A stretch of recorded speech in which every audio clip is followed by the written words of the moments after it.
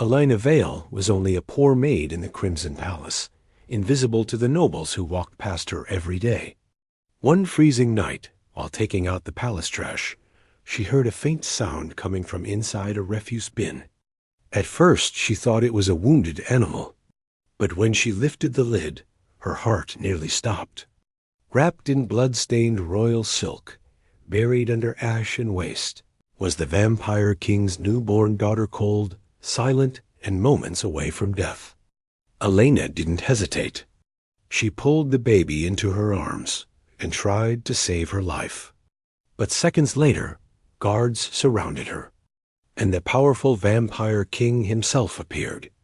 Instead of gratitude, Elena was accused of trying to kill the princess and thrown into the palace dungeon. What no one realized yet was that the tiny vampire princess would soon reveal a truth that would shake the entire kingdom.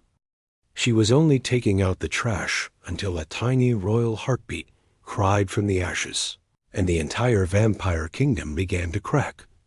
Elena Vale had learned that the Crimson Palace didn't reward softness. It punished it. In the servants' quarters, kindness was treated like weakness, and weakness was something people used to climb over you. Tonight, the corridors were colder than usual, the kind of cold that didn't just bite skin, it seeped into bones and thoughts. Elena tightened her worn shawl as she carried the heavy refuse pail toward the eastern wing, the place no maid liked to enter, because even the torches seemed to burn dimmer there.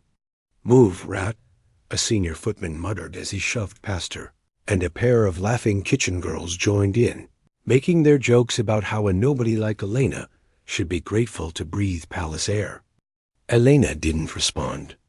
She had long ago learned the survival skill of swallowing humiliation without letting it show.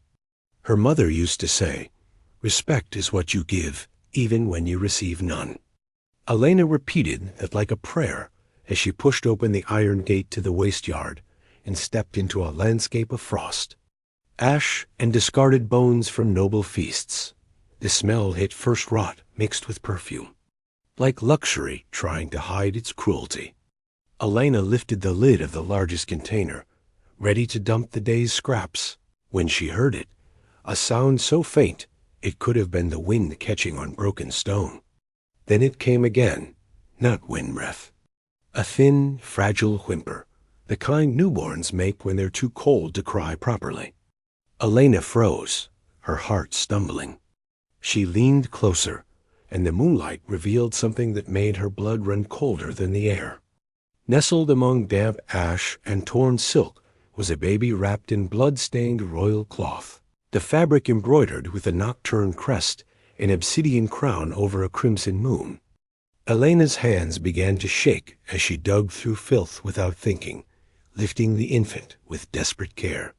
The baby's skin was pale like winter milk, lips turning bluish, tiny fingers stiff. "No, no, please," Elena whispered, pressing the child against her chest, using her own warmth like a shield. She didn't know palace medicine, but she knew life. She remembered her little sister's weak lungs back in the slums, remembered how her mother taught her to rub tiny feet, to breathe hope into small bodies that wanted to slip away. Elena began rubbing the baby's feet with trembling thumbs, humming a broken lullaby through chattering teeth. "Stay with me," she begged. "Not here. Not like this." She turned to run toward the servants' entrance, shouting for help, when a voice sliced through the dark like a blade. "Murderer!" The high caretaker, Lady Seraphina Drax, stood framed by palace lanterns, her expression crafted into perfect horror. Guards poured into the yard as if they had been waiting. Elena barely had time to blink before steel surrounded her. "I found her," Elena cried, lifting the infant so they could see. "She was in the bin. She's freezing. She needs a healer." Seraphina pointed with a shaking finger, performing grief like theater. "She stole the princess. She tried to throw royal blood away like trash." Guard ripped the baby from Elena's arms, and Elena's knees hit the frozen mud. Panic surged through her chest as a gauntlet struck her cheek, snapping her face sideways. She tasted blood and ash, but worse than pain was the helpless emptiness of her arms. Then the air changed, heavy, ancient, a silence that made even the guards swallow. King Lucien Nocturne stepped forward, tall as a nightmare, his crown catching the moonlight like a shard of darkness. His eyes were crimson, but not just angry, devastated. He took the baby from the guard, and when he saw the filth on royal silk, something in him turned colder than death. His gaze fell on Elena. "You," he said softly, and that single word carried the weight of a kingdom's wrath. Elena lifted her bruised face, forcing her voice not to break. "My king, I didn't harm her. I saved her. Someone wanted her gone." Lucien didn't answer. He only stared, as if deciding whether mercy was a language he still remembered. "Take her to the black cells," he ordered at last, voice like iron. "If she speaks truth, it will be proven. If she lies, the night will devour her." And as Elena was dragged into darkness, she realized the most terrifying thing wasn't being punished for a crime she didn't commit. It was that the real monster was still standing free inside the palace, smiling behind silk. Elena didn't know it yet, but the moment she rescued the discarded princess, she had unknowingly declared war on the most dangerous secrets of the Crimson Palace. The maid who saved the princess now sat in chains, unaware that the very child she rescued might be the only one who could reveal the truth. The black cells beneath the Crimson Palace were not just prisons. They were places designed to erase hope. Elena Vale sat on the freezing stone floor, her wrists bound with cold iron chains that bit into her skin every time she moved. The bruise on her cheek throbbed with every heartbeat, but the pain in her chest was worse. She couldn't stop thinking about the baby. The tiny princess had been so cold, so fragile, and Elena's arms still felt strangely empty without the small weight she had fought to protect. The darkness in the cell was thick and damp, broken only by a narrow slit high in the wall where pale moonlight slipped through like a ghost. Somewhere above, guards walked the corridors, their heavy boots echoing through the stone like distant thunder. Elena closed her eyes for a moment, whispering the same prayer her mother used to say during the hardest nights in the slums. She had come to the palace to work honestly, to pay off her family's debts and survive quietly. She never imagined her life would be dragged into the center of royal blood and deadly secrets. Meanwhile, far above the dungeons, the royal nursery of the Crimson Palace glowed with soft candlelight and the faint scent of healing herbs. King Lucien stood beside the cradle of his daughter, Princess Lyra Nocturne, his tall shadow stretching across the marble floor like a silent guardian. The royal healers worked carefully around the infant, checking her pulse and temperature while whispering ancient vampire remedies to one another. Lyra's skin had regained a little color, but her breathing remained weak, fragile like the flutter of a bird trapped in a storm. Lucien watched every movement with burning intensity. The king who ruled an empire of vampires, who had crushed rebellions and defeated ancient enemies, now stood helpless before the quiet suffering of his own child. Why was she outside the nursery? Lucien asked at last, his voice calm but dangerous. The room went silent. Seraphina Drax, the high caretaker, stepped forward with a respectful bow, her expression carefully painted with sorrow. "Your Majesty, the maid must have taken her," she said gently. "Servants can sometimes grow jealous of royal life. Perhaps she wanted ransom, or perhaps she wished to harm the throne." Lucien's eyes narrowed slightly, but he said nothing. He only looked down at his daughter again, remembering the strange sight from earlier, the way the infant had stopped crying when she was held against the maid's chest. Master Valerian, the oldest royal healer, suddenly leaned closer to the cradle, studying the baby's blood sample glowing faintly inside a crystal vial. His silver eyebrows lowered in confusion. "Curious," he murmured. Very curious indeed. Lucien turned toward him slowly. Speak. The healer hesitated before answering. The princess was given nightshade sedative, Majesty. A rare mixture that quiets a vampire child so they cannot cry or call for help. Lucien's expression darkened. And who has access to such a poison? The healer lowered his voice. Only 3 positions within the palace: myself, my apprentice, and the high caretaker. For the briefest second, Seraphine's elegant smile stiffened, but she quickly masked it with indignation. Surely the maid stole it, she insisted smoothly. These servants are clever thieves. Lucien did not reply immediately. His crimson gaze slowly moved from the vial to the cradle, then to the door leading down toward the dungeons. Somewhere deep in his mind, a quiet doubt had begun to form. Small but sharp as a needle, back in the black cells, Elena rested her head against the cold wall, exhausted from fear and hunger. Footsteps approached, and the small food slot in her door slid open with a metallic screech. Instead of the usual bowl of thin prison broth, a piece of warm bread slid through. A soft voice whispered from the corridor, "Eat quickly." Elena crawled toward the door, recognizing the voice of Mira, one of the palace kitchen maids. "Is the baby alive?" Elena asked weakly. Mira glanced nervously up and down the hall before answering. "Yes, but something strange is happening. The princess keeps crying, and the healers say she only calms down when they mention the girl who found her." Elena's heart began to pound. In the world of vampires, blood instinct was sacred truth. If a royal child recognized someone as protector, even kings had to listen, and far above the dungeon. As King Lucien stared silently at his restless daughter, he could not shake one troubling thought: the girl he had thrown into chains might actually be the only person his daughter trusted.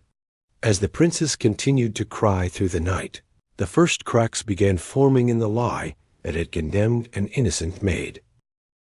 The princess would not stop crying until the moment the chained maid entered the room, and the entire palace witnessed something no one could explain.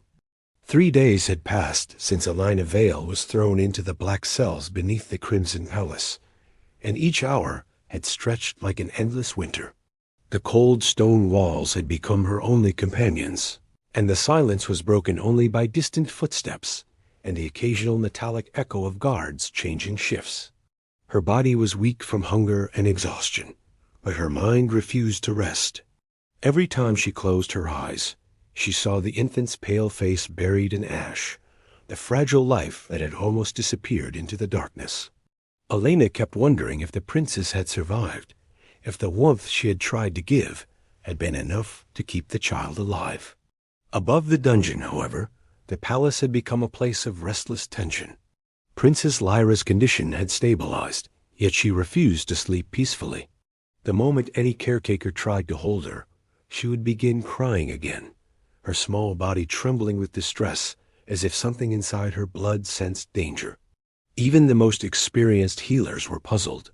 King Lucien spent most of his nights standing beside the cradle, his crimson eyes fixed on his daughter, trying to understand what invisible force had unsettled her spirit. The whispers inside the palace had begun spreading among servants and guards. Some believed the maid in the dungeon had used strange magic, while others quietly wondered if she had actually been telling the truth. Master Valerian, the royal healer, was the one who finally spoke the thought no one else dared to say aloud. "Majesty," he said carefully one evening as the princess cried once more, "vampire infants possess strong instinct. Their blood recognizes those who protect them, sometimes even before reason can understand." Lucien turned slowly toward him. "Explain." The healer hesitated, knowing his next words could change the fate of a prisoner. "If the princess was saved by the maid, her blood may recognize that girl as safety." The room fell silent. Seraphina Drax stood near the window, her elegant posture stiffening slightly. "That is superstition," she said calmly. "The maid is a criminal, and criminals do not comfort royal blood." Lucien's gaze shifted from the caretaker to the cradle again. His daughter was crying harder now, her tiny fists shaking in the air. Something inside the king, something ancient and instinctive, refused to ignore what he was seeing. "Bring the maid," he ordered quietly. Far below in the dungeon, the iron door suddenly groaned open. 2 guards entered, their armor clanking as they pulled Elena to her feet. Her legs trembled after days of confinement, and she thought for a moment that her execution had finally arrived. She did not resist as they led her through the narrow stone corridors and up the spiral stairs toward the palace interior. When the doors of the royal nursery opened, Elena blinked against the sudden light. The room was beautiful, filled with velvet curtains and glowing candles, but the sound that filled it was heartbreaking, the desperate cries of the infant she had saved. Elena's heart clenched instantly. Without thinking, she took a step forward. "Please, let me hold her," she whispered. The guards looked uncertain, but Lucien lifted one hand slightly. The silent command was enough. Elena approached the cradle slowly, careful not to frighten the child. Princess Lyra's tiny face was red with distress, her cries sharp and tired at the same time. Elena knelt beside the cradle and extended one trembling finger toward the baby. "Hey, little one," she murmured softly, her voice warm despite her fear. "You're safe now. Something miraculous happened." The crying stopped. Not slowly but instantly, like a storm suddenly silenced. The baby's crimson eyes focused on Elena's face, and her small hand wrapped around the maid's finger with surprising strength. A soft coo replaced the desperate cries, and within seconds the infant relaxed as if the entire world had become peaceful again.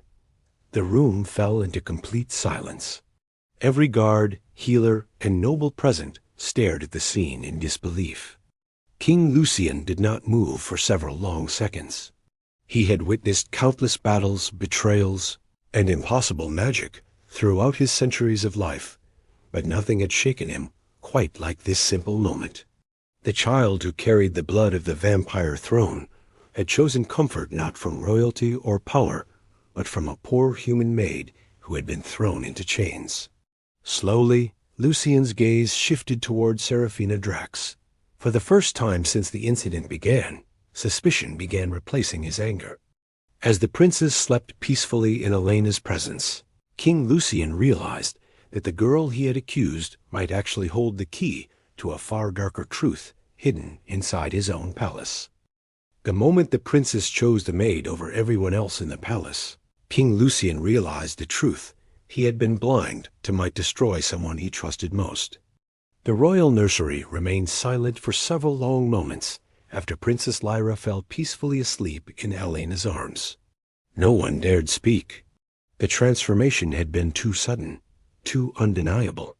Only seconds earlier, the child had been crying with restless panic, yet now she rested calmly against the chest of the same maid who had been accused of trying to kill her.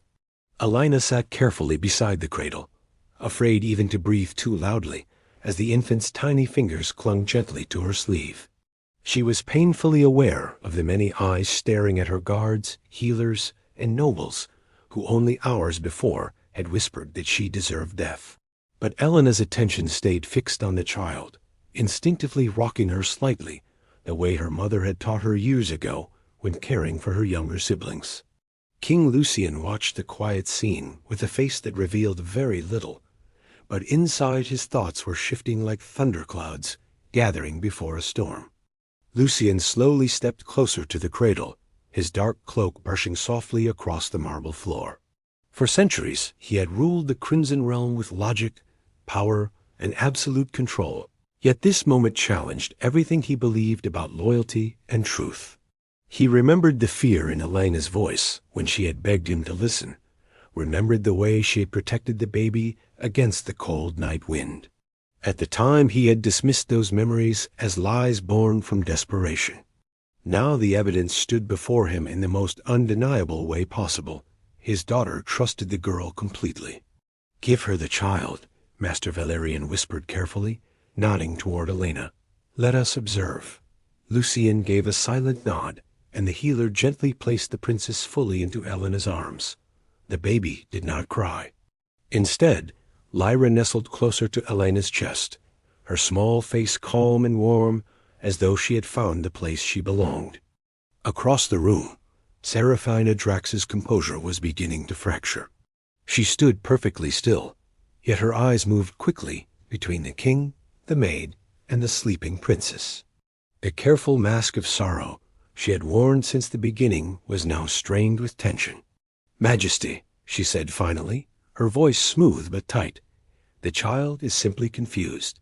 The maid's scent may remind her of the outside air. Infants react strangely sometimes." Her explanation hung awkwardly in the air. Lucian did not answer immediately. Instead, he looked at Master Valerian again. The healer stepped forward, holding a small glass vial filled with faintly glowing violet liquid. "Your Majesty," he said quietly, "this is the sedative found in the princess's blood. It is called Nightshade Draught, used to silence vampire infants. Without it, the child would have cried loudly the moment she was taken from the nursery." Lucian's crimson eyes darkened. "And who possesses such poison within this palace?" Valerian lowered his voice. "Only those with access to the restricted apothecary chamber. Myself and the High Caretaker." The room became colder in an instant. Serafina laughed softly, a sound meant to appear calm, but carrying a trace of panic. "Surely you do not suspect me," she said, placing a hand over her heart. "I have served your house faithfully for centuries." Lucian's gaze remained fixed on her face. "Perhaps," he replied slowly, "but something in this palace no longer makes sense." At that moment, Princess Lyra stirred in Elena's arms and opened her crimson eyes again. Instead of crying, the infant reached upward toward Elena's face, gripping her finger with surprising strength. The simple gesture sent another ripple of unease through the room. Blood instinct among vampires was considered sacred. A royal child did not choose comfort without reason. Lucian turned away from the cradle and began walking slowly toward the tall window overlooking the crimson-lit city beyond the palace walls. For the first time since the incident began, his anger was no longer aimed at the maid. It was turning somewhere else toward the people who had convinced him of her guilt. "Return the girl to the upper chambers," he ordered calmly. "Not the dungeons." The guards hesitated before obeying, clearly confused by the sudden change. Elena carefully handed the princess back to the nursemaid, though Lyra made a small, unhappy sound as she was taken away. Lucian watched this closely, his suspicion deepening with every passing second. Serafina forced a polite smile as the guards escorted Elena out of the room, but inside her thoughts were racing. The plan she had carefully constructed was beginning to unravel, and if the king discovered the truth, the consequences would be far worse than a simple accusation. As Elena disappeared down the palace corridor, King Lucian quietly realized that the greatest danger to his daughter might not have come from a maid, but from someone standing much closer to the throne. When the truth finally surfaced in the royal court, the most powerful vampire in the kingdom was forced to confront a betrayal that could shake the throne itself.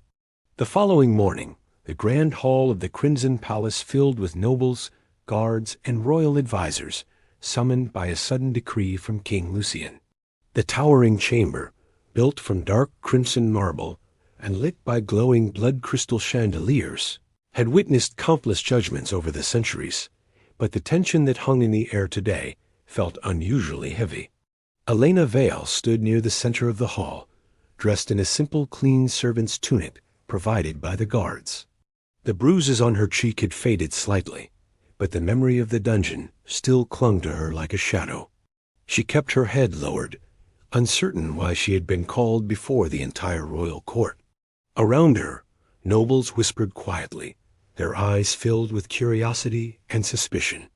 To them, she was still the poor maid who had somehow become entangled in the most shocking palace scandal in decades.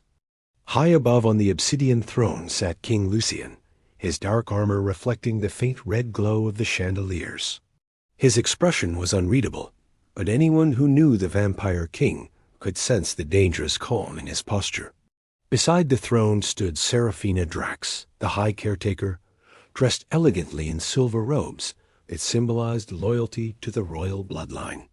She appeared confident, though the tension in her jaw revealed that something beneath her calm surface was beginning to crack. When the murmuring in the hall quieted, Lucien rose slowly from his throne. The entire room fell silent immediately.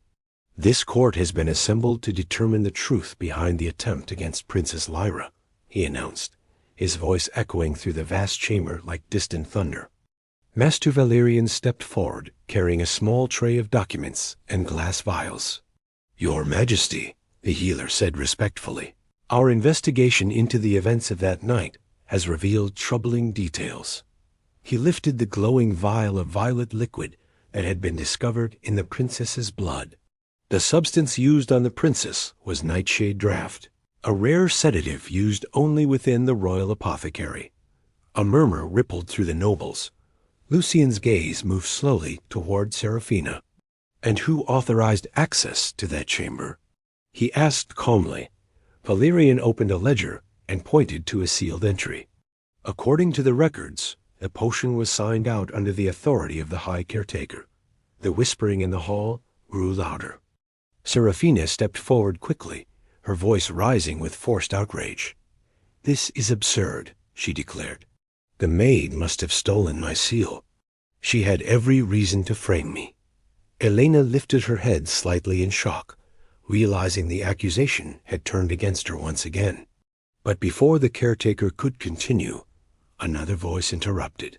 It was Captain Rowan, one of the palace sentinels, stepping forward with a scroll in hand. "Your Majesty, there is more." On the night the princess disappeared, the surveillance crystals in the eastern wing were manually disabled for exactly 20 minutes.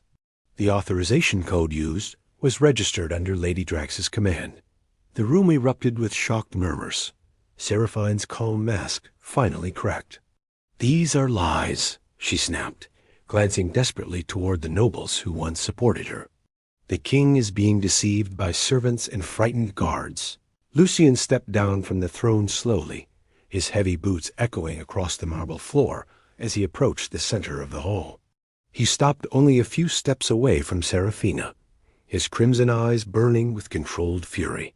"You claim deception," he said quietly. "Yet there is one final witness." At his signal, a nursemaid entered carrying Princess Lyra. The infant stirred gently as she was placed upon a velvet cushion in the middle of the court. Seraphina reached forward instinctively. "Let me calm her," she insisted. But the moment her hand neared the child, the princess cried sharply, her tiny face twisting with distress. The nursemaid stepped back, uncertain. Lucien turned toward Elena. "Come here," he ordered softly. Elena hesitated but obeyed. As she knelt beside the cushion, the princess immediately stopped crying. Lyra reached for her finger again, smiling faintly as if recognizing a trusted protector. The entire hall watched in stunned silence.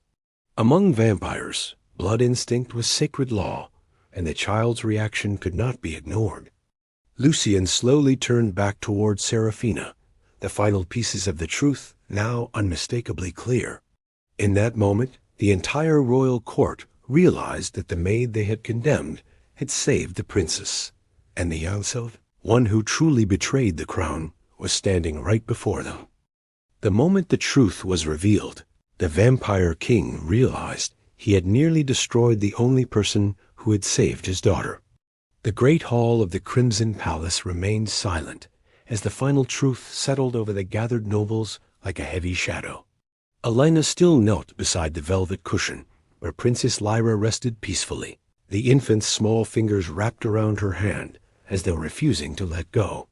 The entire court had witnessed it with their own eyes. When Seraphina approached, the princess cried in fear, yet when Elena came near, the child became calm and content. Among vampire royalty, the instinct of blood was considered sacred. No spell, no lie, and no manipulation could deceive the bond a royal child felt toward someone who had protected them. King Lucien stood motionless for several seconds, absorbing the undeniable truth that had unfolded before him. The anger that had once been aimed at the maid now turned into something far colder and more dangerous. Serafina Drax slowly stepped backward, her elegant confidence collapsing beneath the weight of the evidence presented before the entire court. The whispers of the nobles around the chamber had shifted from curiosity to quiet condemnation. "Majesty, you cannot believe this foolish display," she said desperately, though the strength had begun to fade from her voice. "The maid has tricked the child somehow. Perhaps she used a charm from the lower districts." Lucien's crimson gaze locked onto her with chilling intensity. "Enough," he said quietly, yet the word echoed through the vast chamber like thunder. The king walked forward with slow, deliberate steps until he stood directly before the high caretaker. For centuries, Serafina had been one of the most trusted figures in the palace, the woman responsible for protecting the royal family itself. Now that trust had turned into betrayal.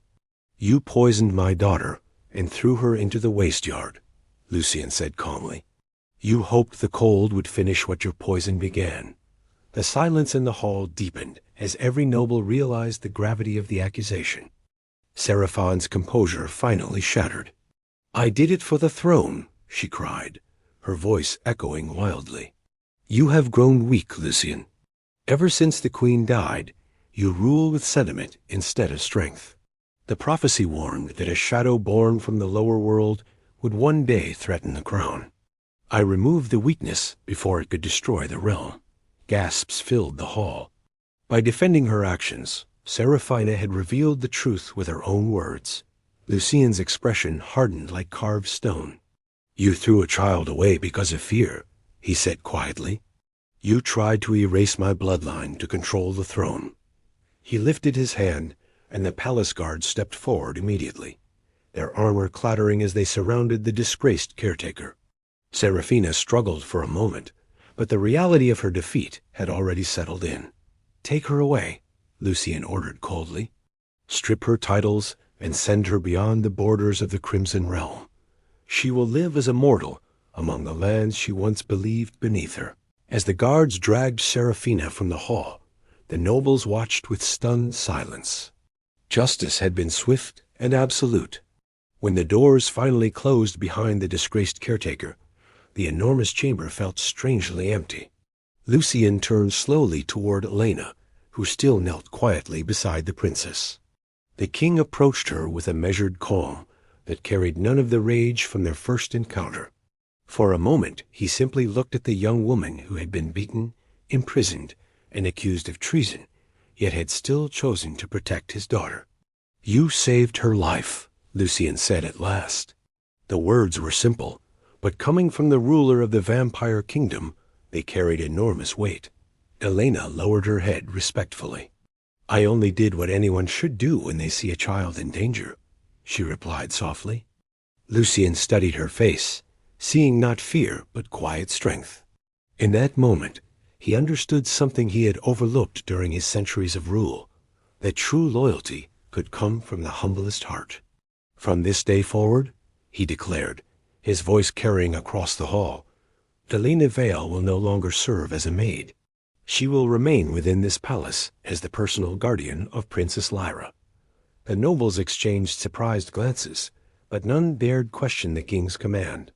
Elena looked up in shock, unsure how her life had changed so suddenly. Yet when the princes reached toward her again with a happy coo, she felt a quiet warmth replace the fear she had carried since that terrible night.